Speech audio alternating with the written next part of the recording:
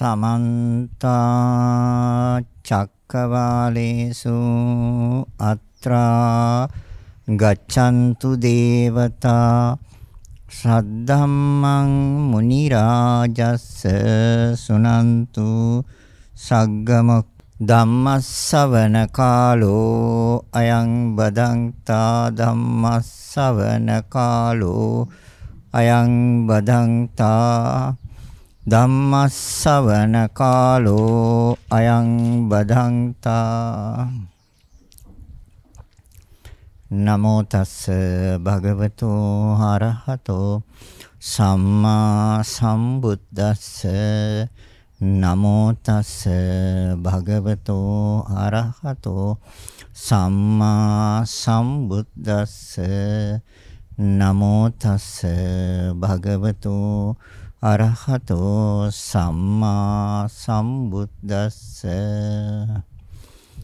ශ්‍රද්ධා බුද්ධ සම්පන්න කාරුණික පින්වත්නි,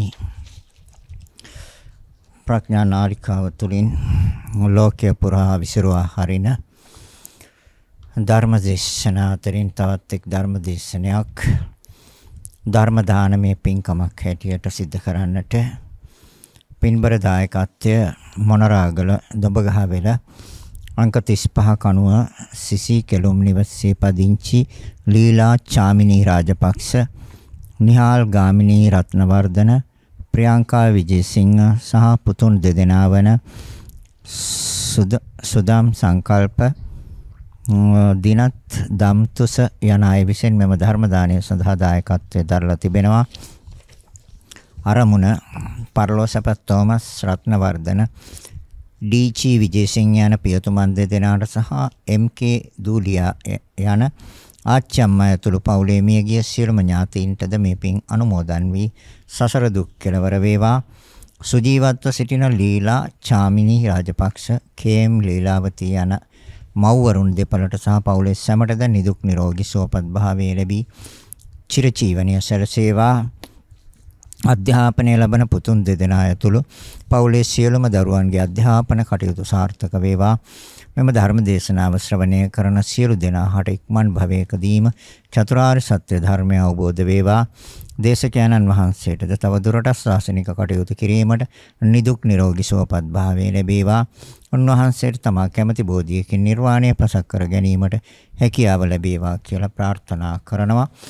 ඒ ආරමුණු ඉටු කර ගැනීමේ අභිලාෂයෙන් තමයි ධර්ම දානමය පින්කමට දායකත්වය ගත්තේ.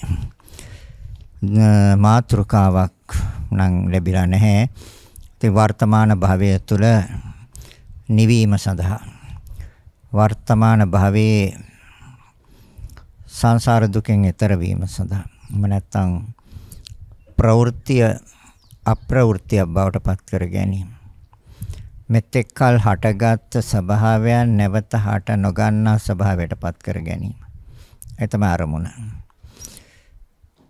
ඉපදීම නැති කර ගැනීම සඳහා. ඉපදීම කියන වචනය බුදුදහම හඳුන්වන්නේ පුනර්භවය හැටියට. ඉපදීමක් කියලා ගත්තොත් ඒක සාස්වත දිට්ඨියට වැටෙනවා. ඒ කියන්නේ නැවත ඉපදුනා කියන එක. ඒතොර නැවත උපදින කෙනෙක් හෝ නැවත සකස් වෙන දෙයක් නැහැ නිවනේ. ඒ නිසා පුනර්භවය කියන්නේ නැවත සකස් වෙනවා කියන එක. ඒකට ඉපදීමක් කිව්වොත් සාස්වත දිට්ඨියට වැටෙනවා. කියන්නේ නැවත නැවත භවයකට පත් වෙනවා කියන කාරණේ. ඒක තථාගත ධම ප්‍රතික්ෂේප කරනවා. නැවත නැවත භවයකට පත් වෙනවා නම් නිවන් දකින්න බෑ කවදාවත්. නිවනින් නිවෙන්න බෑ. ඒ නිසා හේතුන්ගෙන් සකස් වෙනවා, හේතු අයින් කළොත් සකස් වෙන්නේ නැහැ කියන එක තමයි බෞද්ධ දර්ශනයම නැත්නම් බුදුදහම නැත්නම් බුදුරජාණන් වහන්සේ පෙන්වලා දීපු කාරණය. මෙය ඇති කල්හි මෙය ඇත, මෙය නැති කල්හි මෙය නැත, මෙය හට ගැනීමෙන් මෙය හටගනි, මෙය නොහට ගැනීමෙන් මෙය නොහට ගනි. නැත්නම් මේ උපදීමෙන් මේ උපදී, මේ නූපදීමෙන් මේ නූපදී. උපදී කියන්නේ ඒතර වර්තමාන භවයේ මේ දේ නිසා මේ දේ වෙනවා කියන කාරණයයි පෙන්වන්නේ. වර්තමාන භවයේ නිවීම සඳහා අපි දැනගත යුතු මුල්ම කාරණය තමයි මේ සිත. මොකද මේ සිත විසින් තමයි මේ සියලු දේවල් නැවත නැවත නිර්මාණය කරන්නේ. සිතේ ස්වභාවය, සිතේ ප්‍රවෘත්තිය තමයි නැවත නැවත ඒ තැන් නිර්මාණය කරන්නේ. අටමහා නිරය නිර්මාණය කරා නම් යම් කෙනෙකුට, ඊට පුච්චලයකට නෙමේ නාම රූප දෙක අටමහා නිරයට යොමු කළා නම් ඒක සිත විසින්. නාම රූප දෙක තිරිසන් ලෝකයට සම්බන්ධ කළා නම් ඒත් සිත විසින්. නාම රූප දෙක പ്രേත ලෝකයට සම්බන්ධ කළා නම් ඒත් සිත විසින්. මනුස්ස භාවයට පත් කළා නම් නාම රූප දෙක එකක් සිත විසින්. දිව්‍ය ලෝක හයෙන් යම් එකකට පත් කරා නම් නාම රූප දෙක ඒත් සිත විසින්. රූපාවචර ධ්‍යාන උපදවන්නේ සිත විසින්. ඒ රූපාවචර ධ්‍යානයක ප්‍රතිඵලයක් වශයෙන් ඒ රූපාවචර භූමියක හටගන්නෙත් නාම රූප දෙක සිත විසින්. අසඤ්ඤතලේ රූපයක් විතරක් නිර්මාණය කළත් ඒකට සිත තමයි ප්‍රත්‍ය. ඒක සිත විසින්.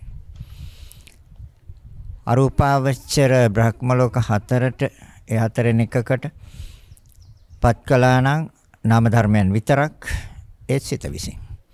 ඒ නිසා අපි නිවැරදිව අවබෝධ කරගත යුතු, නිවැරදිව දැනගත යුතු, නිවැරදිව දැකගත යුතු ධර්මයක් තමයි මේ සිත කියන එක.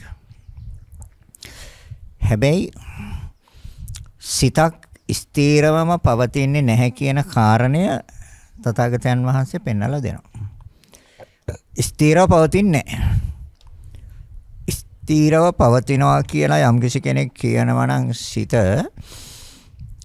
එතනම යාට රැවටීමක්, මුලාවක්, දිට්ඨියක්. ඒ තමයි ආත්ම දිට්ඨිය. ස්ථීරව පවතිනවා. එහෙනම් ආත්මයක් තියෙනවා. වද ස්ථීරව පවතින දෙයකට තමයි ආත්මයක් කියන සංකල්පය ගන්න. ඒතර ආත්ම දිට්ඨි. ඒතර බුදුරජාණන් වහන්සේ ඒ දිට්ඨිය ප්‍රතික්ෂේප කරනවා. ආත්මයක් නැහැ කියන එක. එහෙනම් සිත, මේ සිතේ ප්‍රභේද තියෙනවා. දැන් වර්තමානයේ තාක්ෂණය බොහොම දියුණුයි. ඒ දියුණු තාක්ෂණය තුළ අපි දන්නවා වෛද්‍යවරු මේ කය පිළිබඳව ඉතාමත්ම හොඳ අවබෝධයක් තියෙනවා.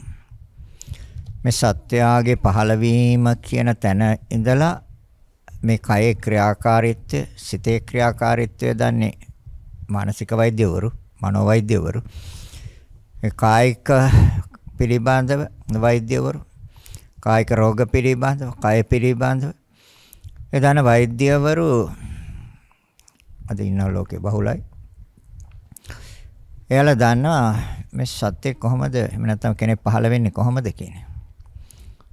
සිත හටගන්නේ බුදුරජාන් වහන්සේ පෙන්වන්නේ හෘදේ වස්තු ඇසුරු කරගෙනයි සිත උපදින්නේ, සිත හටගන්නේ. ඒක ප්‍රතිසන්දියේදීත් ඒ ස්වභාවයමයි. මොකද යම් දරුවෙක්, අපි දන්නවා දරුවෝ බිහි වෙනවා අංග විකල ස්වභාවයෙන්. ඒ අංග විකල ස්වභාවයෙන් බිහි වෙන දරුවෝ වෛද්‍යවරුන්ගෙන් ඇහුවොත් ඒක පැහැදිලිව කියයි. සමහර දරුවෝ බිහි වෙනකොට මොලයක් නැහැ. මොලේ නැහැ. හැබැයි ඒ දරුවෝට ජීවත් වෙන්න බෑ. සුළු වෙලාවක් ජීවත් වෙලා ඉඳලා මරණයටපත් වෙනවා. එහෙමනම් ඒ වෙනකම්ම වැඩුණේ මොකද්ද කියන එක හොයන්න ඕනේ. සිත. ඒතර කොහෙද තිබෙන්නේ? සමහර අය කියනනේ මොලේ සිත් උපදින්නේ කියලා. නෑ. බුදුරජාණන් වහන්සේ ඒක ප්‍රතික්ෂේප කරනවා. සිත් උපදින්නේ හෘදේ වස්තු අසුරු කරගෙන. දෙකයි අර උපදිනකොටම මොලයක් නැති පුච්චලයන්ගේ එහෙනම් එතකන් සිත කොහෙද තිබ්බේ? සිත කොහෙද පැවතුනේ?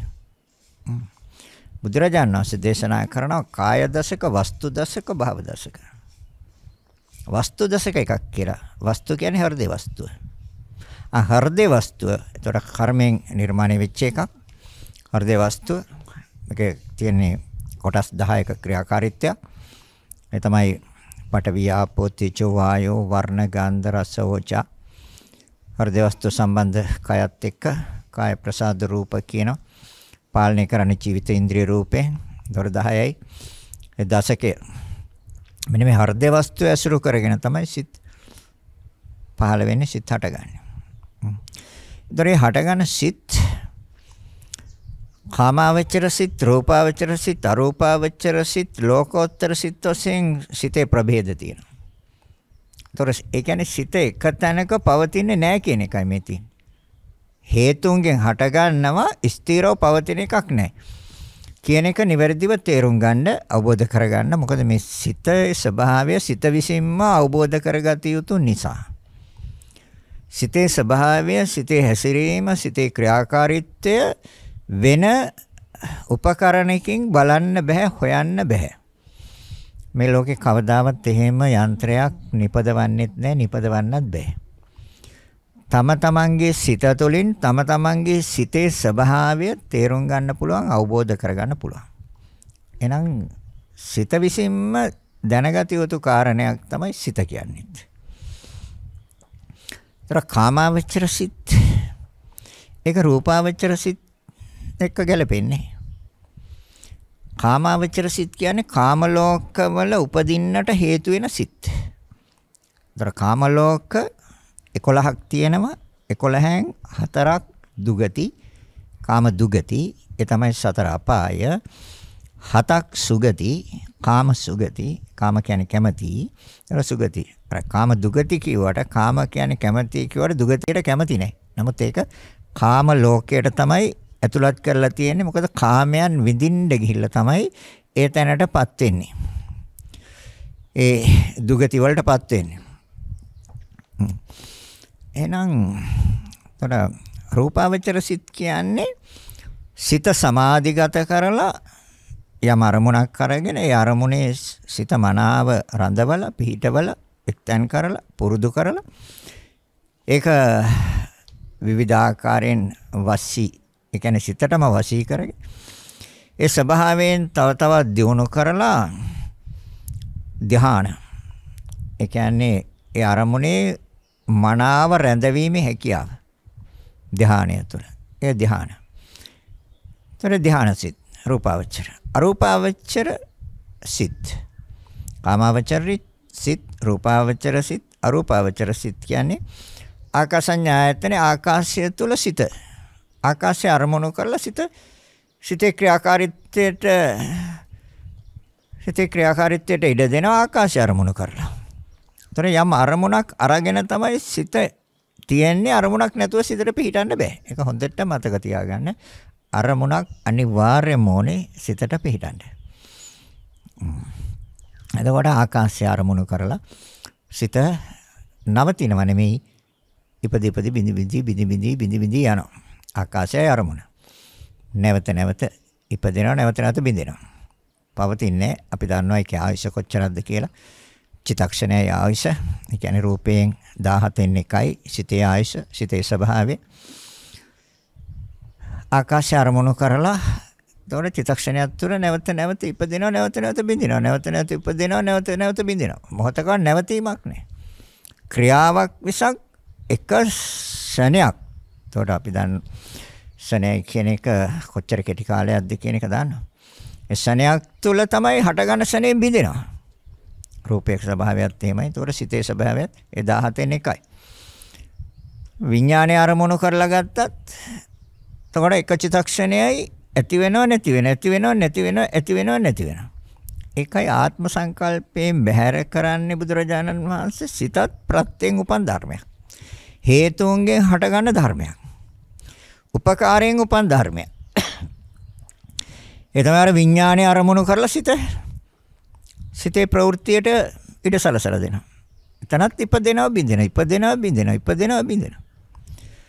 අකිඤ්ඤඤ්ඤායතනෙ කියන්නේ නත්ති කිංචි, කිසිවක් නැහැ. සම්මුති වශයෙන් ලෝකේ මේ රූප, ශබ්ද, ගන්ධ, රස, ස්පර්ශ මේ ධම්ම කියන ඒවා තිබ්බට පරමාර්ථ වශයෙන් කිසිවක් නැහැ. ඒ කියන්නේ පවතින්නේ නැහැ, ක්‍රියාවන් තියෙන්නේ, ඇතිවනසනේ නැති වෙනවා. ඒතර නත්ති කිංචි ඒක ආරම්මණයක්. ඒක ඒ ආරම්මණය තුළ සිත උපදිනවා, නැති වෙනවා, ඇති වෙනවා, නැති වෙනවා. නේව සංඥා ඥා සංඥායතනය. ඇත්තෙත් නැහැ නැත්තෙත් නැහැ. ඇත්තෙත් නැහැ නැත්තෙත් නැහැ. ඇත්තෙත් නැහැ නැත්තෙත්. අන්න එතන සිට එතකොට පවතින්නේ ඒ ස්වභාවයන් අරමුණු කළා නැවත නැවත ඉපදී බිඳි බිඳි බිඳි යනවා. ඒ තමයි සිතේ ස්වභාවයතර කාමාවචර, රූපාවචර, අරූපාවචර, ලෝකෝත්තර. අනිත් එක ලෝකෝත්තර සිත්. ලෝකෝත්තර සිත් කියන්නේ එතකොට සෝවාන් මාර්ග සිත. සෝවාන් ඵල සිත. ගසිත. ତොරේ ඵලය දැක්ක සෙනෙන් සිත ඉවරයි. මාර්ගයේ පවතින්නේ සිත. හට ගන්නවා බින්දෙනවා, හට ගන්නවා බින්දෙනවා, හට ගන්නවා බින්දෙනවා. තමයි සිතේ ස්වභාවය මාර්ග. තොරේ මාර්ගයට අනතුරුවම ඵලය හට ගන්න බව ඔයත් දැන් හොඳට දන්නවා. සකෘදාගාමි මාර්ගසිත, සකෘදාගාමි ඵලසිත. හොඳට මතක තියාගන්න සිතේ ආයශ එක චිත්තක්ෂණයයි 17න් එකයි තිවනසනෙන් නැති වෙනවා. ආයි හට ගන්නවා. ආයි තිවනසනෙන් නැති වෙනවා. තිවනසනෙන් නැති වෙනවා. සකෘදාගාමි මාර්ගසිත, සකෘදාගාමි ඵලසිත. අනාගාමි මාර්ගසිත, අනාගාමි ඵලසිත. අරහත් මාර්ගසිත, අරහත් ඵලසිත. ලෝකෝත්තර සිත. තර කාමාවචර සිත, රූපාවචර සිත, අරූපාවචර සිත, ලෝකෝත්තර සිත. තව තියෙනවා සුඛ සහගත සිත, සෝමනස්ස සහගත සිත, දෝමනස්ස සහගත සිත, උපේක්ඛා සහගත සිත, දුක්ඛ සහගත සිත. දුක්ඛ සහගත සිත, දෝමනස්ස සහගත සිත, සුඛ සහගත සිත, සෝමනස්ස සහගත සිත, උපේක්ඛා සහගත සිත. මේ ආදී වශයෙන් එතනක් තියෙන සිත් පෙළක් එකක් නෙමෙයි. දැන් දුක්ඛ සහගත සිත් කිව්වහම කයේ අපහසුතාවයන් නිසා ඇතිවෙන චිත්ත පරම්පරාව. සිතවිලි පරම්පරාවක්. ඒ කියන්නේ එකක් ඇති වෙන සෙනෙන් නැති වෙනවා, ආය ඇති වෙන සෙනෙන් නැති වෙනවා. කයේ අපහසුතාවයන් පිළිබඳව හට ගන්න සිත්. ඒකට කියනවා දුක්ඛ සහගත සිත්. දෝමනස්ස සහගත සිත් කියන්නේ මනසේ ඇතිවන අපහසුතාවය. ද මනසේ ඇතිවන අපහසුතාවය තමයි ශෝක, කනගාටු, හැඬීම්, වැළපීම්, බලාපොරොත්තු කඩවීම, අරමුණු ඉටු නොවීම. ඒ දේවල් මනසින්. ඒ වෙලාවට ඇති වෙන්නේ දෝමනස්ස සහගත සිත්. ඒතර සිතත් පවතිනව නෙමෙයි ඇතිවෙන සෙනින් නැති වෙනවා. ඇතිවෙන සෙනින් නැති වෙනවා. දෝමනස්ස සහගත සිත්. ස්ථිරව පවතින්නේ හොඳට මතක තියාගන්න. අරමුණක් අරගන්න තමයි සිතක් හටගන්නේ. හටගන්න සෙනෙන් නැති වෙනවා. ඒ තමයි සිතේ ස්වභාවය. මොකද මේ සිත විසින්නේ අර මම මුලින් සඳහන් කළ ආකාරයට සෑම තැනකටම පත් කරන්නේ. නාම රූප වශයෙන් නෝ නාම ධර්මයන් වශයෙන් නෝ රූප ධර්මයන්ගේ පිහිටීමට මේ සෑම දෙයකටම උපකාර කරන්නේ ප්‍රත්‍ය වෙන්නේ මේ සිත. ඒ නිසා මේ සිත පිළිබඳව තමයි තාමත්ම නිවැරදිව දැනගන්න ඕනේ, නිවැරදිව දැක ගන්න ඕනේ. තොර සුඛ සහගත සිත. සුඛ කියන්නේ සැප. කයට දැනෙන පහසු ස්වභාවයෙන් නිසා අපේ සිතට දැනෙන පහසුවක්. එතකොට කයට දැනෙන පහසු ස්වභාවය පිළිබඳව සිත සුඛ සහගත සිත. සැප ස්වභාවයෙන් යුක්තයි. කය සුව පහසු තැනක තියන්න පුළුවන් නම් ඒක පිළිබඳව සිතට දැනෙනවා. එතකොට සුඛ සහගත සිත. ඒතර යම් දෙයක් අරමුණු කළා තමයි සිත හටගන්නේ. ඒතර අර සුඛය පිළිබඳව අරමුණු කළා ඒ සිත හටගත්තේ. ඒ කියන්නේ කයේ පහසුව පිළිබඳව. දුක්ඛ සහගත. ඒතර කයේ දුක්ඛ සහගත ස්වභාවය අනුව ඒ සිත. සෝමනස්ස සහගත සිත් කියන්නේ සතුට සහගත සිත්. ඒ කියන්නේ අරමුණ ඉටු වෙනවා. බලාපොරොත්තු සඵල වෙනවා. ඒ අපේක්ෂාවන් ඉටු වෙනවා. තමන්ගේ ප්‍රාර්ථනාවන් ඉටු වෙනවා. එතකොට සෝමනස්ස සහගත සිත්. ඒතර යම අරමුණක් කරන් තමයි හටගත්තේ. මේක අභ්‍යන්තරයේ ස්ථිරව පවතින එකක් නෙමෙයි. හොඳට හිතන්න, හොඳට හොයන්න, හොඳට කල්පනා කරන්න. මේක ඇතුලේ ස්ථිරව පවතින්නේ. ආරම්මණයක් ඕනේ හටගන්න. ආරම්මණයක් නැතුව යාට රැඳෙන්න බෑ. මොහොත් චිතක්ෂණයටවත් යා රැඳෙන්න යාට අරමුණක් ඕනේ. ඒ තමයි සිතේ ස්වභාවය. සුඛ සහගත සිත්, සෝමනස්ස සහගත සිත්, දුක්ඛ සහගත සිත්, දෝමනස්ස සහගත සිත්, උපේක්ඛා සහගත සිත්. මධ්‍යස්ථ ස්වභාවය, මධ්‍යස්ථ ස්වභාවය. ඒ කියන්නේ සොම්නසුත් නැහැ, දොම්නසුත් නැහැ, සුඛත් නැහැ, සොම්නසුත් නැහැ. දොම්නසුත් නැහැ, දුක්ඛත් නැහැ, දුම්නසුත් නැහැ, සුඛත් නැහැ, සොම්නසත් නැහැ. ඒ වෙලාවට පවතින සිත මධ්‍යස්තව ඒ උපේක්ඛ ඒක තරමුණක්. යම් දෙයක් දැකීම, යම් දෙයක් ඇහිීම, යම් දෙයක් නාසයට දැනීම, එතකොට දිවට යම් දෙයක් දැනීම, කයට යම් දෙයක් දැනීම තුල සුඛ, සෝමනස්ස, දුක්ඛ, දෝමනස්ස හතරම නැහැ. එතන තියෙන උපේක්ෂා. ඒක ආරම්මණයක්. ඒ අරමුණ අරගෙන තමයි සිත හටගන්නේ. දැන් ආයෙත් කියනවා අසංකාරික සිත්, සසංකාරික සිත්. අසංකාරිකයි කියලා කියන්නේ තමන්ගේ වමනාවෙන් හටගන්න සිත්. දැන් උදාහරණයක් ගත්තොත් පොයට සිල් ගන්න යන්න තමන්ටම ඇති වෙන උමනාවක්. මම යනවා මේ පොයට අනිවාර්යයෙන්ම සිල් ගන්න. එතකොට ඒක තමන්ගේ උවමනාවෙන් ඇතිවන සිත් අසංකාරිකයි. එහෙම නැත්නම් කාගේ හරි මෙහෙයීමක් ඇති වෙනවා. දැන් අපි කියමු යා සිල් ගන්න සිල් සමාදන් වෙන්න යන්න හිටියේ ගමේ පන්සලට. අහල පහල එක්කෙනෙක් ඇවිල්ලා කතා කරනවා අපි අහවල් තැනට යන්කෝ සිල් ගන්න. ඒ කියන්නේ හොඳ ප්‍රසිද්ධ තැනකට. දැන් එයා කියන හායන්. එතකොට මෙහෙයීමක් කාගේ හරි මෙහෙයීමක්. එතකොට ඒ සිත හටගත්තේ යාට ඒ දුර අපි කියමු අනුරාධපුරයට කියලා. එතකොට අනුරාධපුරේ යන අපි සිල් ගන්න එනවද කියලා හෙවොත් එහෙනම් එයාත්. එතකොට කාගේ හරි මෙහෙයීමක්. කාගේ හරි මෙහෙයීමකින් හටගන්න සිත් සසංකාරිකයි. තමන්ගේම උවමනාවෙන් හටගන්න සිත් අසංකාරිකයි.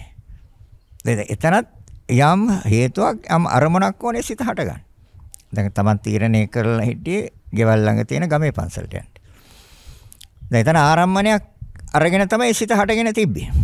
දැන් ඒතර කෙනෙක් ඇවිල්ලා අඬ ගහනවා අපි අනුරාධපුරයට සිල් ගන්න. දැන් ඒතර කාගේ හරි මෙහෙයීමකින් ඒ සිත හටගත්තේ. ඒතර කල්පනා කරන ගමේ පන්සලට වැඩිය හොඳයි එහෙ කියන්නේ.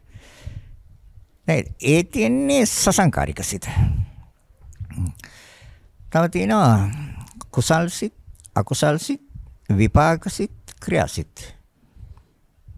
දැන් මේ සිතේ ප්‍රභේද කියන්නේ, ඒ කියන්නේ මේ සිතක් ස්ථිරව පවතින්නේ නැහැ කියන ස්වභාවයෙන් නිවැරදිව තේරුම් ගන්න, නිවැරදිව අවබෝධ කරගන්න. කුසල් සිත්. දැන් බුද්ධ පූජාව තියෙන අවස්ථාවේ ඇති වෙන්නේ කුසල් සිත්. සාංගික දානයක් දෙන වෙලාවේ ඇති වෙන්නේ කුසල් සිත්. බණ අහන වෙලාවට ඇති වෙන්නේ කුසල් සිත්. සීල් සමාදන් වෙන වෙලාවට ඇති වෙන්නේ කුසල් සිත්. අකුසල් සිත්. සතෙක් මරන්න සිතක් පහළ වුණොත් අකුසල්. ඒතර බලන්න මේ සෑම දෙයක්ම අරමුණු කළා නේද සිතක් හටගන්නේ. දැන් බුද්ධ පූජාව අරමුණු කළා සිතක් හටගත්ත එක කුසල් සිතක්. සාංගික දානය අරමුණු කළා සිතක් හටගත්ත එක කුසල් සිතක්. සීලයක් අරමුණු කළා සිතක් හටගත්ත එක කුසල් සිතක්. සතෙක් මරන්න සිතක් පහළ වුණ එක කුසල් සිතක්. ඒතර එතන ආරම්මණයක් තියෙනවා. හොරකම් කරන්න සිතක් පහළ වුණ එක කුසල් සිතක්. ලාමක සේවනයක් කරන්න සිතක් පහළ වුණ එක කුසල් සිතක්. බොරුවක් කියන්න, කේලමක් කියන්න සිතක් පහළ වුණා ඒක කුසල් සිතක්. දැන් එතකොට තියෙනවද කුසල් සිත හා අකුසල් සිත? ඔව්. එතකොට ඒ සෑම සිතක්ම හටගන්නත් යම් හේතුවක් ඕනි, යම් අරමුණක් ඕනි. හේතුවක් නැතුව හටගන්නේ. මේ ලෝකේ කිසිම දෙයක් හේතුවක් නැතුව හටගන්නේ. සිත හටගන්නේ හේතුන්ගෙන් කියන කාරණයයි මේ පෙන්වන්නේ. ඔද බුදුරජාන් වහන්සේ පැහැදිලිවම දේශනා කළා මහණෙනි සිත හටගන්නේ හේතුන්ගෙන්. හේතුවක් නැතුව සිතක් හදන්න බෑ, හැදෙන්නේ නැහැ. එහෙනම් කුසල් සිත, අකුසල් සිත. අනිත් එක විපාක සිත. ක්‍රියා සිත. දැන් ක්‍රියා සිත කියලා කියන්නේ දැන් කරන ක්‍රියාව පිළිබඳව සිතක් ඇති වෙනවා නම් ඒ අවස්ථාවේදී ඒක ක්‍රියාසිතක්. එහෙම නැත්නම් ක්‍රියාවක් දකින සිතක්. දැන් මේක ටිකක් ගැඹුරුයි මේ ක්‍රියාසිත කියන එක. ක්‍රියාසිත හට ගන්නවා පිට තුනක්. ඒකට කියනවා පංචත්තාවර්ජන, මනෝත්තාවර්ජන, හස්තුප්පාද කියලා. සිනහ පහල කිරීම ක්‍රියාවක්. ඒක ක්‍රියාසිතක්. මනසින් යම් දෙයක් අරමුණු කිරීම මනෝත්තාවර්ජනය මනසින් ඒක ක්‍රියාවක්. පංචත්තාවර්ජන මේ පංච ඉන්ද්‍රියන් ගෙන් ගන්න ආරම්මන ඒක ක්‍රියාසිත. ආරම්මණයක් අරමුණු කරනවා නම් ඒතකොට එතන ක්‍රියාසිත. අනිත් කාරණය තමයි රාතන් වහන්සේට ඇති වෙන ක්‍රියාසිත සතර මහා ධාතුන්ගේ ක්‍රියාව තුළ රහතන් වහන්සේගේ සිත පවතින්නේ. රූපයක් දකින්නේ නැහැ සතරම රහතන් වහන්සේ. යම් දෙයක් දකින්නේ.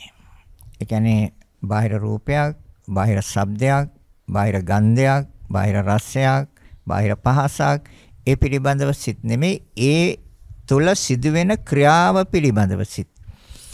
දැන් බාහිර රූපේ තියෙන ක්‍රියාවක් නේ. ඒ තමයි සතර මහා ධාතුන්ගේ ක්‍රියාව. ආ ක්‍රියාව පිළිබඳව සිතයි තියෙන්නේ. ශබ්දේ තියෙන්නේ සතර මහා ධාතුන්ගේ ක්‍රියාවක්. ඒතොර ක්‍රියාව පිළිබඳවයි සිත. එතකොට ගන්ධ සුවඳ තියෙන්නේ සතර මහා ධාතුන්ගේ ක්‍රියාවක්. ඒ ක්‍රියාව පිළිබඳවයි සිත. රසයේ තියෙන්නේ ක්‍රියාවක්. ඒ ක්‍රියාව පිළිබඳවයි සිත. අනිත් එක තමයි ඒ ක්‍රියාවන් මනසින් ආවර්ජනය කරනවා. මනෝතාවර්ජන, පංචතාවර්ජන. දැන් කිව්වා රූප, ශබ්ද, ගන්ධ, රස, ස්පර්ශ. ඒවා මනසින් ආවර්ජනය කරනවා. ඒතර රහතන් වහන්සේට ඒවා ක්‍රියාසිත හැටියට තමයි හටගන්නේ. ඒවා ක්‍රියාවන් අරමුණු කරලා ඒ සිත හටගන්නේ. සිනහ පහළ කිරීම ක්‍රියාවක්. ඒතර කුසල් සිත්, අකුසල් සිත්, ක්‍රියාසිත, අනිත් එක විපාක සිත්. දැන් විපාක විඳින කෙනෙක් නැහැ කියලා පැහැදිලි වෙන්න ඕනේ මේ ධර්මය හොඳට ශ්‍රවණය කරලා හොඳට අහලා පළපුරුදු අය නම් පුජ්‍යලයක් නැහැ කියන එක නිවැරදිවම දැන් දැනගෙන තියෙනවා දැකගෙනත් තියෙනවා. ඒතර විපාක සිත් කියන්නේ එහෙනම් මොකක්ද? විපාක සිත් කියන්නේ අපි දැන් ගන්නවා අපේ ඇසට බාහිර රූප පේනවා. ඒතර බාහිර රූප මේ සමහර කෙනෙකුට එයාගේ ඇස ඉදිරියේ නිරන්තරයෙන්ම තියෙන ඊ타ත්ම ලක්ෂණ මනරම් දර්ශනීය අලංකාර රූප. ඒ ඇවිල්ලා විශාල ධනවතුන්. ඒ ධනවතුන්ගේ එහෙම නැත්නම් මහා ඒගොල්ලන්ට අපි කියනවා සිටු මෙදුරු රජමාලිකාවල් මහා මන්දිර ආදී වශයෙන් ධනවතුන් ඒ වගේ ජීවිතන ගත කරන්නේ මහා මන්දිරයක් නිර්මාණය කරගෙන තියෙනවා හදාගෙන තියෙනවා. ඒතර රජමාලිකාවක් හදාගෙන තියෙනවා. ඒ විශාල ලස්සන අලංකාර ඒවැ තියෙන ඒ ඇතුලේ තියෙන ලස්සන බුමුතුරුණු ලස්සන කලාල ලස්සන චිත්‍ර බිත්තිවල ලස්සන වර්ණයන් ඒ බිත්තිවල එල්ලලා තියෙන යම් ද්‍රව්‍යයන් ඊ타ත්ම වටිනා රන් රිදි මුතු මැණික් වලින් නිර්මාණය කරපුවා. ඒවා විදුලි බුබුලි ඊ타ත්ම දර්ශනීයයි. දැන් විපාක සිත් කියන්නේ අර පින් කරලා කුසල් දහම් සිද්ධ කරලා ඒවේ ප්‍රතිඵල වශයෙන් හට ගන්නා වූ සිත. දැන් ඒ වගේ මහා මන්දිරයක අර සුවිශාල මැදුරක අලංකාර ලෙස ඉදි කරලා තියෙන නිර්මාණය කරලා තියෙන සකස් කරලා තියෙන මේ මනරම් ඒ දැකුම් කළු රූපේ ආරම්මණයක් අරමුණක්. ඒ රූපේ අරමුණු කරලා එයාට සිතක් හැදෙනවා. එතකොට ඒ සිත එයාට හරි ප්‍රණීතයි. හරි ප්‍රණීතයි යට සිත. හරි. ඒ රූපේ තාමත්ම මනරම් දැකුම් කළුයි දර්ශනීයයි. එතකොට යට හැදෙන සිත කොහොමද? අතිශය ප්‍රණීතයි. දැන් අපි දන්නවා මධ්‍යම පැලැන්තිය කෙනෙක්ගේ නිවසෙත් තියෙනවා යම් දර්ශනීය රූප. හැබැයි ඒවා අර මහා මාලිගාවල් වල රජ මාලිගාවල් වල මහා මන්දිරවල වගේ දර්ශනීය ඒතරම්ම දර්ශනීය ඒතරම්ම වටිනා ඒතරම්ම දැකුම් කළු රූප නෙමෙයි. ඒ මධ්‍යම පැලැන්ති ජීවිත ගත කරන අයගේ ගෙදරත් ඒ බිත්ති අලංකාර කරලා තියෙනවා. ඒ බිත්ති වල ලස්සන දේවල් එල්ලලා තියෙනවා. කලාල තියෙනවා, බුමුතුරුණු තියෙනවා. එතකොට ඒ උපකරණ තියෙනවා. හැබැයි අර රජමාලිකාවල් වල වගේ සුඛෝපභෝගී නෑ. ඒක තරමක් තියෙනවා. ඒතකොට ඒ අනුව තමයි යට ඒ සිත හටගන්නේ. ඒතකොට යට ඒ සිත අර මහා මන්දිරේ ඉන්න පුච්චලයා විඳින විපාක සිත වගේ නෙමෙයි මෙයාගේ අර මධ්‍යම පැලැන්තිය පුච්චලයාගේ ඇස ඉදිරියේ තියෙන රූප නිසා හටගන්න සිත. දැන් මේක ඔයත් හොඳට දන්නවා ඇසයි රූපය නිසා සිතක් හටගන්නවා කියන එක දන්නවා. ඒතකොට දැන් අර මධ්‍යම පැලැන්තියේ ඉන්න පුච්චලයාටත් එයාට සිතක් හටගන්නවා අර අරමුණු කරලා. අරමුණු වෙලා. එහෙනම් අර මහා මන්දිරේ රජමාලිගාවේ ඉන්න පුච්චලයා රූපය අරමුණු කරලා සිතක් හැදෙනවා. දැන් පැහැදිලිද? ඒතර සිත හේතුන්ගෙන් හටගන්නේ. ඒ තමයි විපාක සිත්. ඒතර අපි කියමු ඊ타මාත්ම දුගී දුප්පත් අසරණ අතු පැලක ඉන්න පුච්චලෙක්. එයාට නිවසක් තියෙනවා. හැබැයි නිවස බොහොම දුර්වර්ණයි. ඒක වැස්ස වෙලාවට තනින් තනින් වතුර වැක්කිරෙනවා ඒතුළට. පොළවේ වලවල්. වටේට එල්ලලා තියෙන්නේ පැදුරු කෑලි. වටේට අහගෙන තියනවා නැත්තම් මැටි වලින්. එහෙම නැත්තම් ලෑලි වලින්. ඒ ලෑලි අස්සෙන් හිරකිඩෙනවා. එයාදි වශයෙන් එයා ගත කරන ජීවිතය. ඒතකොට එයාගේ නිවසෙත් ඒ ලෑලි අතරෙත් එහෙම නැත්තම් ඒ කටුමැටි බිත්තිවලත් යම් රූප රාමු ටිකක් එල්ලගෙන තියෙනවා. එල්ලගෙන තියෙන එයාගේ නිවසෙ. ඒතකොට ඒ අනුව යාට සිතක් හැදෙනවා. ඒ රූපය අරමුණු කරලා යාට සිතක් හැදෙනවා. ඒතකොට එතන තියෙන විපාක සිතක්. අර මහා මන්දිරේ රජමාලිගයේ අර මනරම් රූප දැකලා ඒ රූපය ආරම්මණයක් වශයෙන් අරගෙන සිතක් හදනවා.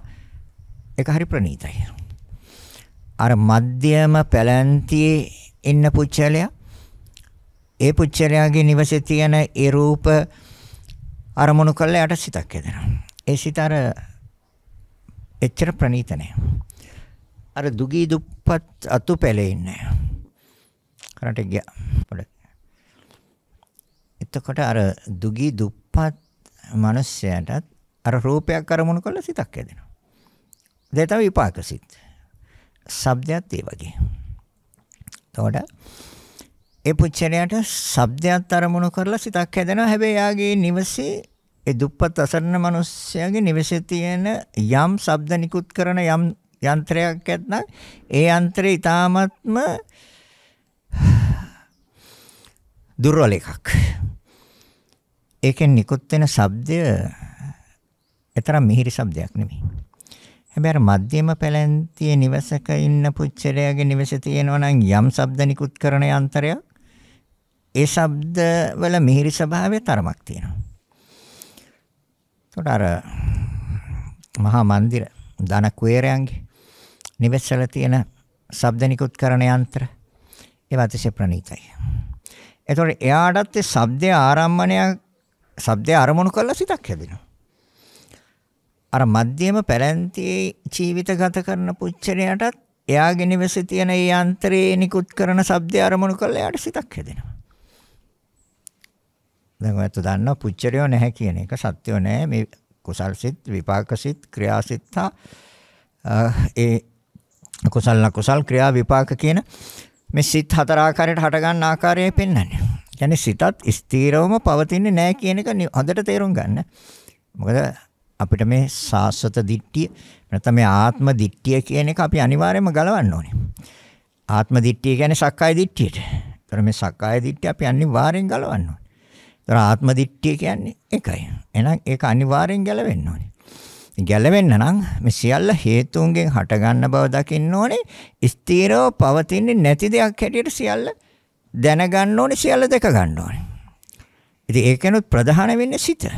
මොකද මේ සිත විසින් තමයි මේ සැප ඇතිතෙන් දුක් ඇතිතෙන් പ്രേත ලෝකයේ, නිරය, තිරිසන් ලෝකයේ, මනුස්ස ලෝකයේ මේ සෑම දෙයක්ම නිර්මාණය කරන්නේ මේ සිත විසින්. අපි ඒ තැන් වලටපත් වෙන්නේ සිතේ ස්වභාවය අනුවයි. එහෙනම් කුසල් සිත්, අකුසල් සිත්, ක්‍රියා සිත්, හා විපාක සිත්. ඒතර නාස්යෙන් දැනෙන ගඳ සුවඳ අර මහා මන්දිරවල ඉන්න අයට අතිශය ප්‍රණීතයි. ඒතර ගන්ධා රම්මණය අරගෙන යාට සිතක් හැදෙනවා.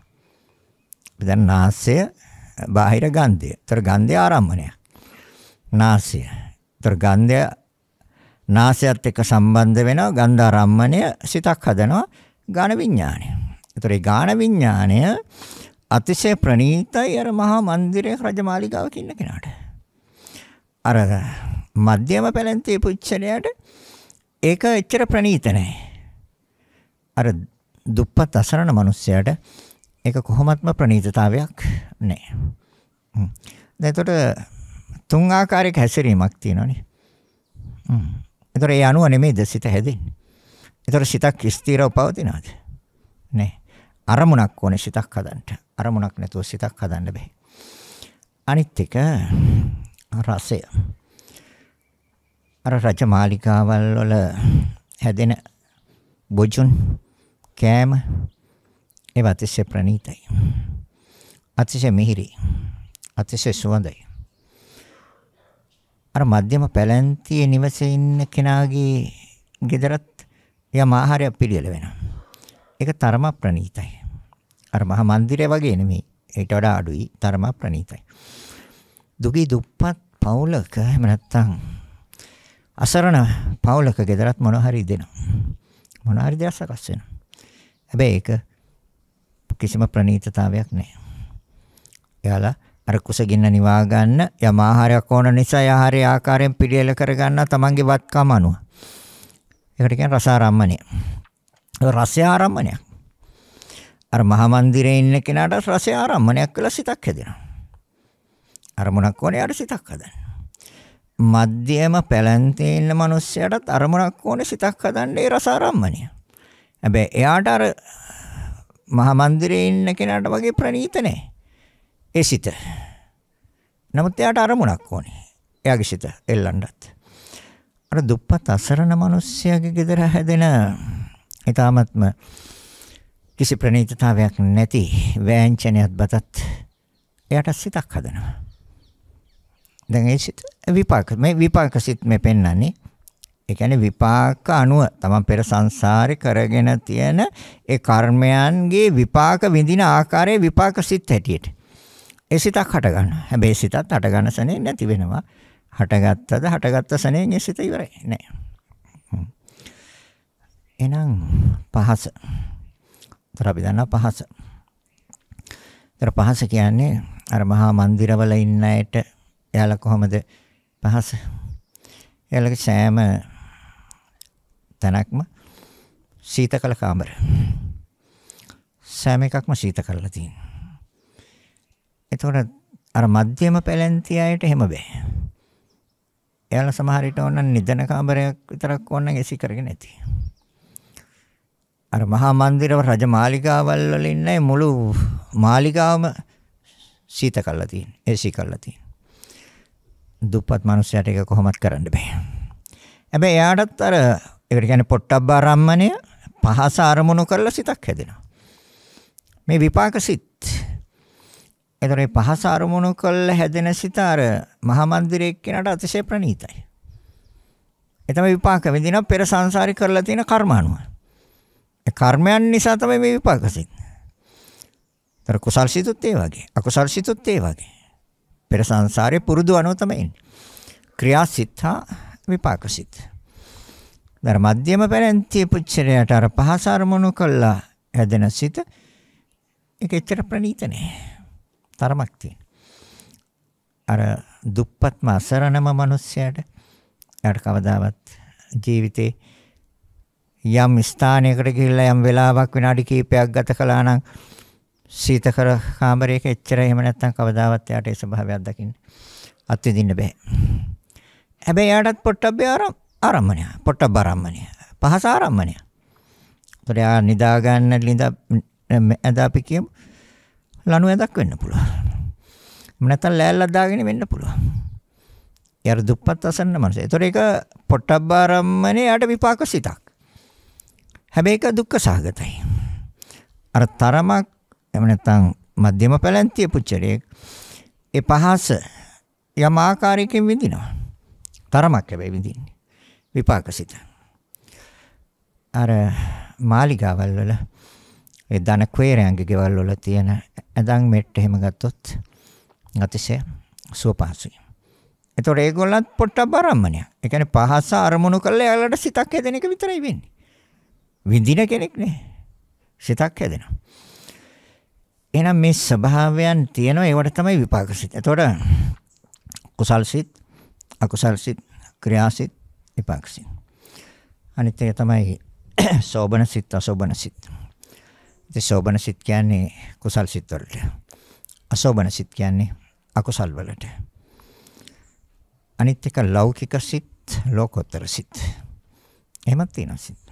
ලෞකික සිත් එතකොට කාමාවචර, රූපාවචර, අරූපාවචර සිත්, ලෞකික සිත්. ලෝකෝත්තර සිත්. සෝවාන් සකෘදාගාමි අනාගාමි අරිහත්. ඒවා ලෝකෝත්තර සිත්. ඒ සිත් විතරයි. හැබැයි අරමුණු කරලා. යම් දෙයක් අරමුණු කරලා ඕනේ ඒ සිත හදන්නත්.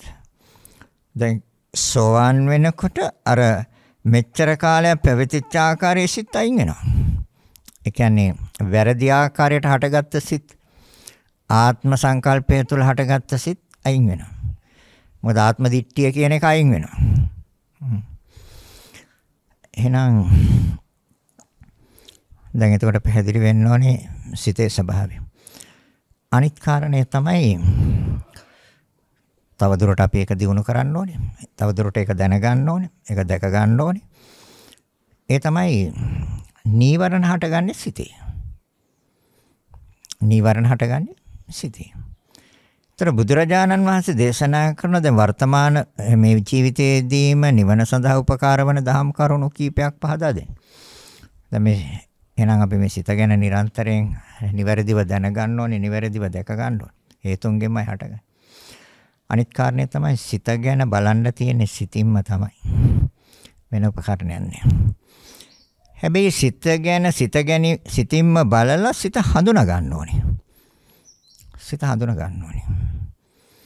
ඊට පස්සේ හඳුනාගත්ත සිත පාලනය කරන්න පුළුවන්. පාලනය කරනවා. පාලනය කරපු සිත පිරිසිදු කරන්න පුළුවන්. පාලනය කරපු සිත පිරිසිදු වෙනවා. පිරිසිදු කරපු සිත දියුණු කරන්න පුළුවන්. දියුණු කරපු සිත ජය ගන්නවා. එහෙනම් සිත ගැන බලන්න දැන් මෙච්චර වෙලා කතා කරා අපි. ඒතකොට එහෙනම් මේ සිත ගැන බලන්න. ඒතකොට කොහොමද බලන්නේ? සිතින්ම තමයි බලන්න තියෙන්නේ. ඒතකොට දැන් මෙච්චර වෙලා කතා කරා කුසල් සිත්, අකුසල් සිත්, විපාක සිත්, ක්‍රියා සිත්. ඒතකොට ඒවා එහෙනම් දකින්න. කාමාවචර සිත්, රූපාවචර සිත්, අරූපාවචර සිත්, ලෝකෝත්තර සිත්. සුඛසහගත සිත්, සෝමනස්ස සහගත සිත්, දුක්ඛ සහගත සිත්, දෝමනස්ස සහගත සිත්, උපේක්ඛා සහගත සිත්. අසංකාර සිත්, සසංකාරික සිත්, අසංකාරික සිත්, සසංකාරික සිත්. අනේ ආකාරයෙන් එන නිවැරදිව දැනගන්න, දැක ගන්න. කොහොමද මේ ක්‍රියාව සිද්ධ වෙන්නේ? ක්‍රියාත්මක භාවය සිද්ධ වෙන්නේ කොහොමද කියන්නේ? නිවැරදිව දැනගන්න, නිවැරදිව දැක ගන්න. අන්න සිත ගැන බලනවා. තෝරා තමන්ගේ සිතේ කාමච්ඡන්දයක් තියෙනවා නම් කාමච්ඡන්දේ සහිතයි සිත කියන එක දැනගන්න. කාම කියන්නේ කැමැති, ඡන්දය. කාමච්ඡන්ද. ව්‍යාපාද, තීන මිද්ද, උද්ධච්ච කුක්කුච්ච, විචිකිච්ඡා කියලා පහක් තියෙනවා. කාමච්ඡන්ද, ව්‍යාපාද, තීන මිද්ද, උද්ධච්ච කුක්කුච්ච, විචිකිච්ඡා. පහක් තියෙනවා. දැන් මේ පහට ගන්නෙ කොහෙද? ඔය පහට ගන්නෙ සිතේ. කාමච්ඡන්දේ හටගන්නේ සිතේ නෙමෙයිද? සිතේ හටගන්නේ. ඡන්දේ කියන්නේ කැමැත්ත. කැමැති දේ. එහෙනම් අපි එතකොට ඒ අරමුණු කළා නෙමෙයි දේ සිත හටගන්නේ. තමන් ගොඩනගාගත්ත නිවස අරමුණු කළා සිතක් හැදෙනවා. ඒ කාමච්ඡන්ද සහිත සිත. ඒ අරමුණු කළා හැදෙනවා. ඒ අරමුණේ තියෙන ඡන්දයක්. ඒකට කාමච්ඡන්දේ කියනවා. නිවස අරමුණු කළේ නිවස මගේ. ඒකට මං කැමති. එහෙනම් සිතක් හැදුවා. හැබැයි හොඳට මතක තියාගන්න ඒක හැබැයි නිවන වහනවා. ඒකයි නීවරණ කිව්වේ. ඉඩකඩම්. තමගේ තියෙන ඉඩකඩම් අරමුණු කරලා සිතක් හැදෙනවා. ඒතකොට ඉඩකඩම් මගේ. දෙකට කැමති. එතකොට කැමති කියන්නේ ඡන්දය. අරමුණු කලේ ඉඩම්. හැදුව සිතක්. ඒ සිත ලෝභයෙන් යුක්තයි. ඒ සිත කාමච්ඡන්දයෙන් යුක්තයි. කාමච්ඡන්දයෙන් යුක්ත සිත නිවන වහන. යාන වාහන. තම සතු යාන වාහන තියෙනවා නම් ඒව අරමුණු කළා සිතක් හැදෙනවා. ඒව අරමුණු කරනවා. ඒව සිහි කරනවා. ඒව අරමුණු කළා සිතක් හැදෙනවා. ඒතර හැදුනහම මේ සිතට ප්‍රියයි, සිතට කැමති. ඒතර ඒ අනුවසිත නැවත සිත විලි හදනවා. නිවන වහනවා. ඒතර සිත ගැන බලන්නේ කොහොමද? සිතින්. කාමච්ඡන්දයක් සිතේ ඇති වුණා කියලා දැනගන්නේ කොහෙන්ද? සිතින්. ව්‍යාපාදයක් සිතේ ඇති වුණා කියලා දැනගන්නේ කොහෙන්ද? සිතින්. තීන මිද්දයක් ඇති වුණා කියලා දැනගන්නේ ඒක ඇති වෙන්නේ සිතේ. ඒක දැනගන්නේ සිතින්. උද්දච්චයක් ඒ කියන්නේ විශේෂ අරමුණකට සිත ගියා විසිරුණා සිත. ඒක දැනගන්නේ සිතින්. සැකයක් ඇති වුණා කියලා ඒක දැනගන්නේ සිතින්. ඒතර කාමච්ඡන්ද, ව්‍යාපාද, තීන මිද්ද, උද්ධච්ච කුච්ච විචිකිච්ඡා කියන මේ ස්වභාවයනොත් සිතේම ස්වභාවයක් නෙමෙයිද? උනාර යාන වාහන අරමුණු කළා සිතක් හැදෙනවා. ඒ ආරම්මණයක් ඕනේ සිතක් හදන්න. නැතුව හදන්න බෑ. නිවස අරමුණු කළා හදනවා. ඉඩකඩම් අරමුණු කළා හදනවා. යාන වාහන අරමුණු කළා සිත හදනවා. එතකොට දැන් මේ සිතක් පවතින්නේ නැහැ ස්ථිරවම යම් දෙයක් ඕනේ සිතට එල්ලෙන්න. ඒ කියන්නේ ආරම්මණයක්. ඒ තමයි බුදුරජාණන් වහන්සේ පෙන්වන්නේ ආරම්මන හයක්. රූපාරම්මන, ශබ්දාරම්මන, ගන්ධාරම්මන, රසාරම්මන, පොට්ටබ්බාරම්මන, ධම්මාරම්මන. ආරම්මන හයයි. ඔන්න සිත හදන. එතකොට විඥාන හයයි. ඇස රූපයක් අරමුණු කළා සිතක් හැදුවා. එහෙනම් ස්ථිරව පවතින සිතක් නැහැ නේද? ශබ්දය අරමුණු කළා සිතක් හැදුවා. ශබ්දාරම්මණය. ඒක අරමුණු කළා සිතක් හැදුවා. ඒතර පවතින සිතක් නැහැ නේද? හේතුන්ගෙන් නේද හටගත්තේ. අරමුණක් නේද ඕනේ සිතක් හදන්න. අරමුණක් ඕනේ සිතක් හදන්න. ගන්ධයක් අරමුණු කළා සිතක් හැදුවා. නාසය ගන්ධය ඒ අනුව සිත. ඝන විඥානය. ගන්ධ සුවඳ දැනගැනීමේ සිත. ඒතර පවතිනා වූ සිතක් නැහැ. හේතුවකින් ඕනේ හැදෙන්න ආරම්මණයක් ඕනේ සිතක් හදන්න. යාට එල්ලෙන්න තැනක් ඕනේ. අරමුණක් ඕනේ. දිව රසය දෙක නිසා සිතක්. ඒතර රසාරම්මණයයි ගත්තේ සිත හදන්න. රසය ආරම්මණයක් වශයෙන් ගත්තා. ඒ සිත හදන්න. පොට්ටබ්බාරම්මණය. පහස අරමුණක් අරගෙන සිතක් ඇදුවා. මම දැන් පෙන්වුවේ ඒකයි අර හීන මධ්‍යම ප්‍රනීත. එතකොට හීන කියන්නේ අර දුප්පත් අසරණ තැන. මධ්‍යම කියන්නේ මධ්‍යම පැලැන්තිය. ප්‍රනීත කියන්නේ අර ධන කුයරයන්ගේ මාලිගාවල් තුල හට ගන්න සිත්. දැන් අරමුණු නැතුව අරමුණක් ඕනේ නේද? මේ තුන්ගොල්ලටම අරමුණක් ඕනේ නේද සිත හදන්න. එන සිතක් ස්ථිරව පවතිනවද? ස්ථිරව පවතින සිතක් නැ හේතුන්ගෙන් හැදෙන්නේ. සියලු සිත් හැදෙන්නේ හේතුන්ගෙන්. එහෙනම් එතකොට පහස අරමුණක් ඕනේ. අනිත් එක ධම්මාරම්මන. එක්ක රූපයක් අරමුණු කරන්න ඕනේ සිතක් හදන්න, මනෝවිඤ්ඤාණය හදන්න. එක්ක නාමයක් අරමුණු කරන්න ඕනේ, මනෝවිඤ්ඤාණයක් හදන්න. එතකොට නාම රූප දෙක අරමුණු කරලා සිතක් හදන්න පුළුවන්. හැබැයි එකපාරට හදන්න බෑ. එකපාරට රූපයක් අරමුණු කරලා සිතක් ඇදිලා ඒ සිත නැති වෙන්න ඕනේ. නාමයක් අරමුණු කරලා සිතක් හදන්න. මොකද එකවර එක සිතේ හටගන්න එක සිතුවිල්ලයි. සිතුවිලි දෙකක් හටගන්නේ. එහෙනම් ඒක තමයි බුදුරජාන් වහන්සේ දේශනා කළේ. ඒතකොට සිත ගැන බලන්න ඕනේ, සිත හඳුනා ගන්න ඕනේ. දැන් සිත හඳුනා ගන්නවා කොහොමද? සිත තුළ පවතින්නේ කුසල් සිද්ධ, අකුසල් සිද්ධ. විපාක සිද්ධ, ක්‍රියා සිද්ධ. සෝමනස්ස සහගත සිද්ධ, දෝමනස්ස සහගත සිද්ධ. සුඛ සහගත සිද්ධ, දුක්ඛ සහගත සිද්ධ. උපේක්ඛා සහගත සිද්ධ. කාමාවචර සිද්ධ, රූපාවචර සිද්ධ, අරූපාවචර සිද්ධ, ලෝකෝත්තර සිද්ධ. කියලා දැනගන්නේ සිතින්ම තමයි. ඒතර සිත ගැන බලන්න ඕනේ, සිත හඳුනා ගන්න. ඒතර සිත හඳුනා ගන්නකොට අපිට පේනවා කුසල අකුසල දෙකට වෙන් වෙනවා නිරන්තරයෙන්. කුසල් සිත් වෙනවා, අකුසල් සිත් වෙනවා, කුසල් සිත් වෙනවා, අකුසල් සිත් වෙනවා. විපාක සිත් වෙනවා, ක්‍රියා සිත් වෙනවා. දැන් අන්න සිත හඳුනාගත්තා. දැන් එතකොට සිත පාලනය කරනවා. දැන් කොහොමද පාලනය කරන්නේ? අකුසල් සිතුවිලි ඇතිවන සෙනෙන් අයින් කරනවා. නීවරණ අකුසල් සිතුවිල්ලක් ඇතිවන සෙනෙන් අයින් කරන්නේ. මොකද වර්තමාන භවයේ නිවන් දකින්න ඕන. එහෙනම් කාමච්ඡන්දේ කියන්නේ නීවරණයක්. ඒතකොට ඒ කාමයන්ට ඒතකොට ගෙවල් දොරවල් වලට, යාන වාහන වලට, ඉඩ කඩම් වලට, මිල මුදල් වලට රන් රිදී මුතු මැණික් වලට, අඹ දරුවන්ට, හරක බානට, කුකුළු එළුවෝ ඇත්තු අස්සයෝ රන් රිදී මොනවාම හෝ තමන් පරිභෝග කරන වස්තුන් පිළිබඳව යම් කැමැත්තක් ආසාවක් ආවොත් එනං එසනෙන් අයින් කරන්න. කාමච්ඡන්දය අයින් වෙන්න ඕනේ නිවන් දකින්න. ව්‍යාපාදය තරහ සිත් වෙනවා. කොහොමද එන්නේ? අර රූපාරම්මණය හොඳ නම් සතුටුයි. නරක නම් අමනාපයි. එතනදී ද්වේෂිතක් වෙනවා. තරහසිතක් වෙනවා. රූපය ප්‍රණීත නම් අර ප්‍රණීත සිතක් නම් සතුටුයි.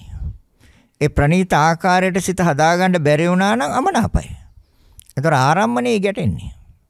රූපේ ආරම්මණයක් වශයෙන් විනිශ්චයකට යනවා. එක්ක හොඳයි එක්ක නරකයි. නරකයි කිව්වොත් ද්වේෂේන, හොඳයි කිව්වොත් ලෝභේන. අන්න සිත බලන්න එතකොට හොඳට. ඒතර පාලනය කරන්න නම් මොකද කරන්න ඕනේ? ව්‍යාපාදයක් ආපු ගමන් ඒ ව්‍යාපාදය අයින් කරන්න ඕනේ. අන්න පාලනය වෙනවා. ඒතර සිත ගැන බැලුවා, සිත දැනගත්තා, සිත ගැන බැලුවා, දැන් සිත පාලනය කරනවා. කොහොමද පාලනය කරන්නේ? තීන මිද්දයට එන්න දෙන්නේ නැහැ. අලසකම, කම්මැලිකම, නිදිමත ගතිය, අකර්මණ්‍ය බව ඒකට ක්‍රියාත්මක වෙන්න ඉඩ දෙන්නේ එනසනෙන් බැහැර කරනවා. එනසනෙන් බැහැර කරනවා. එතකොට පාලනය වෙනවා. උද්දච්ච. සනෙන් වික්ෂිප්ත වුණා නම් සනෙන් ආපහු අරගෙන අරමුණට දානවා. එතකොට සිත පාලනය වෙනවා. උද්දච්චයට යන්න දුන්නේ. වික්ෂිප්ත වෙන්න දුන්නේ. සනෙන් අරගෙන තමන් මෙනෙහි කර කර හිටියන යම් කර්මස්ථානයක්, යම් කමඨහනක් ඒ තුලට නැවත සිත ඇතුල් කරා. එතකොට එහෙනම් උද්දච්චයෙන් සිත අයින් වුණා. එතකොට සිත පාලනය වුණා.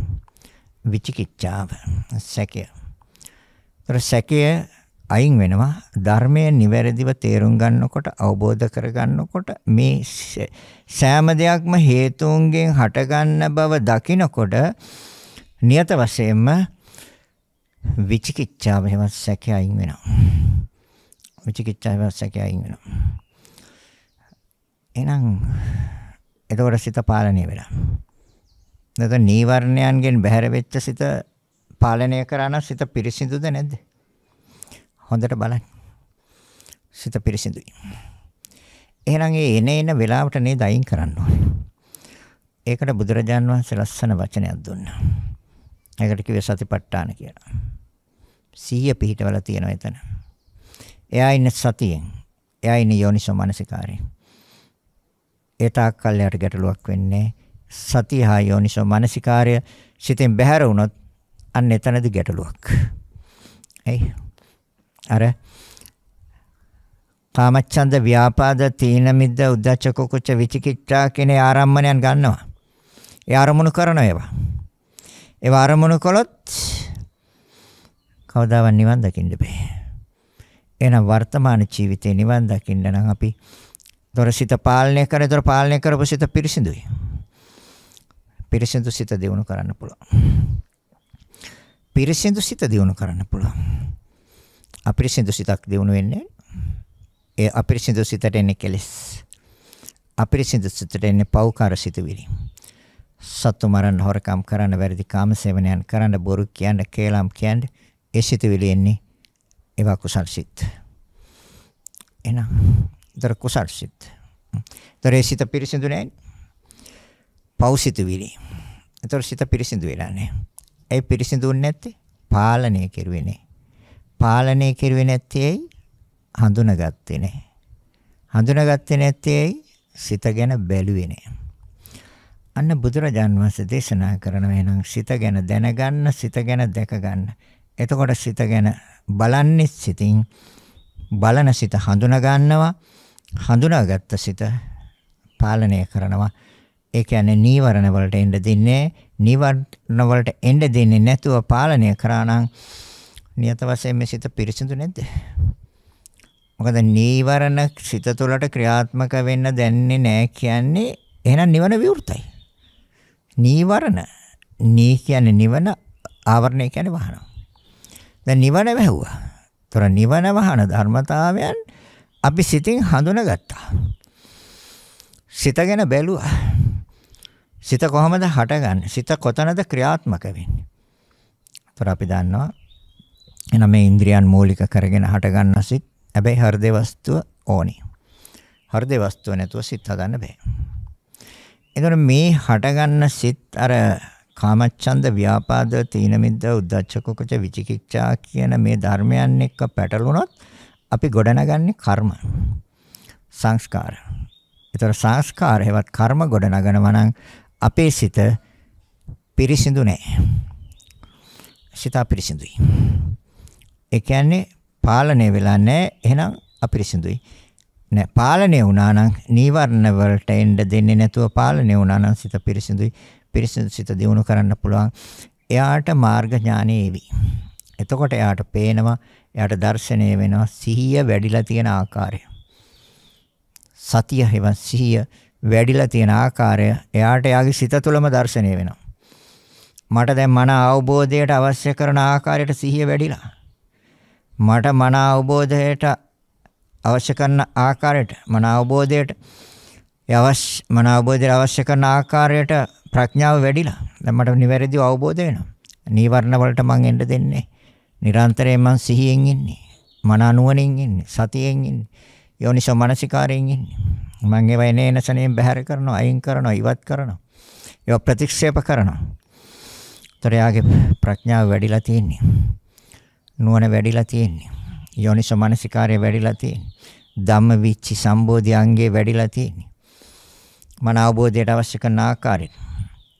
යට වීරිය වැඩිලා තියෙන්නේ. ඒතර උත්සාහය තියෙනවා. මොකද නීවරණයන්ගෙන් සිත වළක්වා ගන්න යට උත්සාහයක් තියෙනවා. වීරියක් තියෙනවා, වීරියක් තියෙනවා. යට කය සිත දෙකේම සංසිඳීමක් තියෙනවා, පස්සද්ධියක් තියෙනවා. කාය පස්සද්ධි, චිත්ත පස්සද්ධි. සංසිඳීමක් තියෙනවා. සතිය ධම්ම විචේ වීරිය ප්‍රීති පස්සද්ධි සතුටක් තියෙන හොඳ සතුටක්. සමාධි චිත්ත ඒකාග්‍රතාවයක් තියෙනවා. සිත මධ්‍යස්ථව පවතින උපේක්ඛා. දැන් තේරෙනවා තමන්ගේ සිතේ දියුණුව. අන්න දියුණුව. ඒතකොට කොහොමද එතනට ආවේ? සිත ගැන බැලුවා. සිත ගැන බලන්නේ. කය ගැන බලලා ඇති වැඩන්නේ. අපි දවසේ වැඩි කාලයක් වැඩි වෙලාවක් දෙන්නේ කය පිළිබඳව කටයුතු කරන්න. නෑ. වැඩි කාලයක් වැඩි වෙලාවක් දෙන්න ඕනේ සිත පිළිබඳව. අධ්‍යයනය කරන්න. සිත පිළිබඳව පරීක්ෂා කරන්න. මොකද අර මම මුලින් සඳහන් කළ ආකාරයට සෑම තැනකටම පත් කරන්නේ සිතේ ස්වභාවයයි. නිරයට, പ്രേත ලෝකයට, තිරිසන් ලෝකයට. එහෙනම් අපි කල්පනාවෙන් ඉන්න ඕනේ, සිහියෙන් ඉන්න ඕනේ, අවධානයෙන් ඉන්න ඕනේ කය ගැන නෙමෙයි. කයේ ක්‍රියාකාරීත්වය ගැන නෙමෙයි. මානසික ක්‍රියාකාරීත්වය ගැන. අන්න සිත එතකොට අපිට පුළුවන් සිත ගැන බලන්න. ඊට පස්සේ පුළුවන් සිත පාලනය කරන්න. පාලනය වුණාම මේ සිත පිරිසිදුයි. පිරිසිදු සිත දියුණු කරන්න පුළුවන්. දියුණු වෙන්නේ අර නීවරණ ශනයක් පාසාම බැහැර කරනවා. ඒතකොට තමයි සිත දියුණු. ඒතකොට දියුණුයි. ඒතකොට විවෘත වෙන්නේ නිවන. නීවරණ ක්‍රියාත්මක වෙන තාක්කල් නිවන් දකින්න බෑ. නිවන වහනවා. කෙලස් ක්‍රියාත්මක වෙන තාක්කල් නිවන් දකින්න බෑ. සිත අපිරිසිදු වෙනවා. එහෙනම් පිරිසිදු සිතක් ඕනේ. පිරිසිදු සිත දියුණු කරන්න පුළුවන්. පිරිසිදුනේ කොහොමද? අපි සිත පාලනය කරා. පාලනය කරේ කොහොමද? අපි සිත හඳුනාගත්තා. සිත හඳුනාගත්තේ කොහොමද? අපි සිත ගැන බැලුවා. එහෙනම් නිරන්තරයෙන් ඉන්න සතියෙන් හා යෝනිසෝ මනසිකාරයෙන් සිත ගැන බලන්න. සිත හඳුනා ගන්න. සිත පාලනය කරන්න. නීවරණයන්ගෙන් පාලනය කරන්න. අකුසල් වලින් පාලනය කරන්න. එතකොට සිත පිරිසිදුයි. ඒ පිරිසිදු සිත සෝවාන් සකෘදාගාමී අනාගාමී අරිහත් අන්න ලෝකෝත්තර සිත්. එතකන් ලෝකෝත්තර සිත් එන්නේ. එතකන් ඒ කාමාවචර සිත්, රූපාවචර සිත්, අරූපාවචර සිත්. එහෙනම් එතන සිත් සතර ආකාරය. අනිත් කාරණය තමයි සංකාරපච්ච විඥාන. එතනත් ප්‍රත්‍යයෙන් තමයි හටගන්නේ. ඒ කියන්නේ උපකාරයෙන් තමයි ප්‍රතිසන්දි විඥානේ හටගන්නේ. උපකාරයෙන් නැතුව ප්‍රතිසන්දි විඥානේ හටගන්න බෑ. ඒ තමයි සංකාරපච්ච විඥාන. එහෙනම් එතනත් ඒතොර සිතයි කියන දෙයක් ස්ථීරව මේක නෑ. කයයි කියලා දෙයක්වත් මේක ස්ථීරව නෑ. තියෙන සතර මහා ධාතුන්ගේ ක්‍රියාවක් සිතයි කියලා දෙයක්වත් මේක ස්ථීරව නෑ. ඒකත් හටගන්නේ හේතුන්ගෙන්. ශරීරය හටගන්නේ හේතුන්ගෙන්. කයේ ස්වභාවය හටගන්නේ හේතුන්ගෙන්. සියල්ල හටගන්නේ හේතුන්ගෙන් කියන කාරණය බුදුරජාණන් වහන්සේ මනාව දේශනා කරලා තියෙනවා. හොඳයි. ධර්ම දේශනාව අවසන් කරනවා. මේ පින්බර දායකත්වය මොණරාගල දඹගහවෙල 35 කණුව සිසී කෙළුම් නිවසේ පදිංචි ලීලා චාමිනී රාජපක්ෂ නිහාල් ගාමිණී රත්නවර්ධන ප්‍රියංකා විජේසිංහ සහ පුතුන් දෙදෙනා වන සුදම් සංකල්ප දිනත් දම් තුස යන අය විසින් මෙම ධර්ම දානය සඳහා දායකත්වයේ දරලා තියෙනවා. අරමුණ පරලෝසපත් තෝමස් රත්නවර්ධන ඩී.චී. විජේසිංහ යන පියතුමන් දෙදෙනාට සහ එම්.කේ. දූලියා යන අච්චම්මා ඇතුළු පවුලේ මියගිය සියලුම ඥාතීන්ටද මේ පින් අනුමෝදන් වී සසර දුක් කෙලවර වේවා. සුජීවත්ව සිටින ලීලා චාමිනී රාජපක්ෂගේ ලීලාවතී යන මව්වරුන් දෙපළට සහ පවුලේ සැමටද නිදුක් නිරෝගී සුවපත් භාවයේ ලැබී චිර ජීවනය සැලසේවා. අධ්‍යාපනය ලැබෙන පුතුන් දෙදෙනා ඇතුළු පවුලේ සියලුම දරුවන්ගේ අධ්‍යාපන කටයුතු සාර්ථක වේවා. මෙම ධර්ම දේශනාව ශ්‍රවණය කරන සියලු දෙනාට ඉක්මන් භවයකදීම චතුරාර්ය සත්‍ය ධර්මය අවබෝධ වේවා.